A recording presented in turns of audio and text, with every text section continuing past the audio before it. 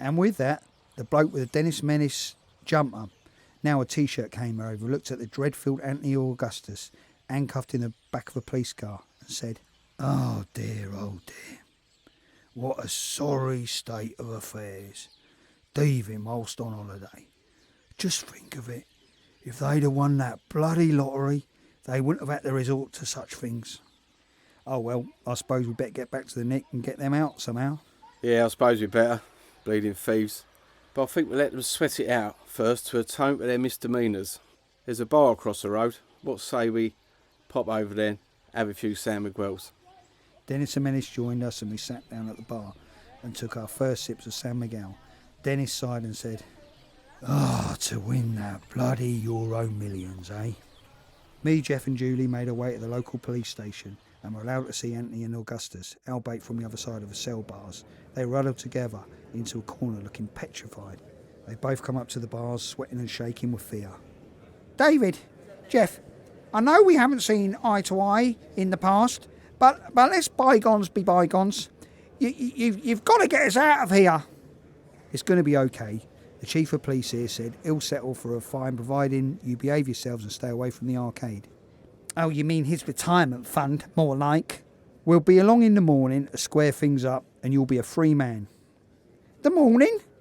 Do you mean to say we've got to stay in this medieval dungeon overnight on rotten mattresses? The place is alive with cockroaches. Yes, and we'll be eaten alive. Well, none of us happen to have 10 grand in our back pocket. You better hope that lottery comes up, tramps. Dave and I will try and stump it up, but it's not looking good. And it will come with interest. Anthony Johnson and Augustus Snipes both gave out a large, desperate sighs and went and sat down on their mattresses. We walked outside the police station holding our breaths, knowing they weren't in any real trouble. You're bloody awful, you two. Poor Anthony and Augie. Yeah, whatever. I deserve it. Sod them. I really don't understand. Jeff assured me it was all part of the group of shops and you pay at the last shop. Neither do I.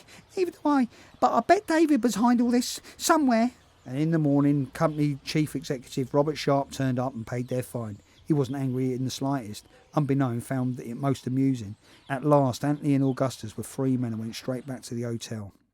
Back in the hotel, Anthony and Augustus had taken seats in the lounge bar area.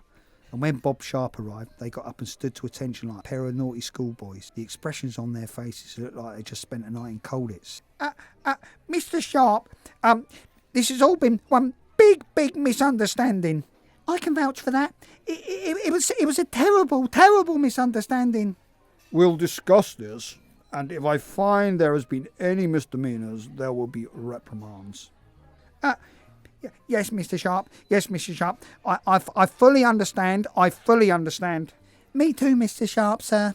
And with that, Anthony and Augustus were duly released, looking like they were a couple of down and outs, and back to the Liberty on the condition they don't do any shopping.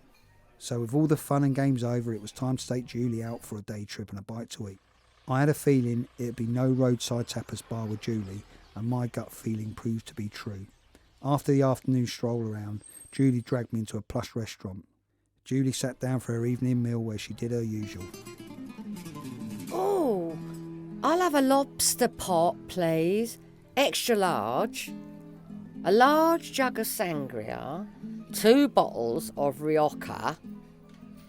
And for afters, I'll have a Spanish ice cream. Large portions. I do love a large portion where anything Spanish is concerned. What are you having, Dave? Oh, I'll take by the sounds of things. I think I'll go for the English fish and chips with a touch of mayonnaise. I didn't have much choice really, the way Julie was spending. I was going to end up in the nick like Anthony and Johnson and Augustus Snipes. I mean, I love Julie, but she thinks everything is based upon the prices of a discount supermarket in Essex. I once again settled the rather expensive bill, and Julie and I went for an evening stroll.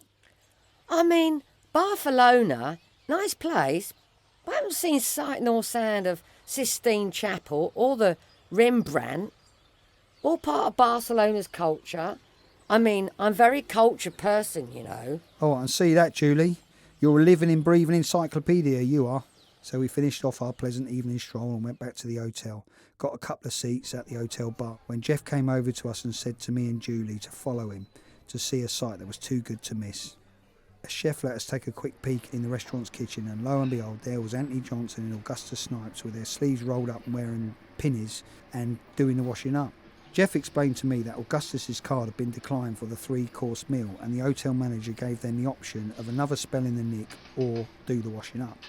They chose the latter, and Anthony was really bickering to subdue Augustus.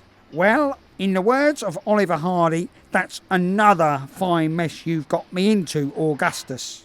Me, Julie and Jeff made our way back to the bar in tears of laughter. So that was it. The next day, we from Saunders and Sharp Financial Solutions, further debt only a phone call away, were all aboard the flight home after a great few days. Well, apart from Anthony Sharp and Augustus Snipes, that is. Robert, Bob Sharp, the CEO, was pleased with his team. Mr. Soames, the office manager, was content and oblivious to any events. Jeff, the floor manager, was pleased with his trickery.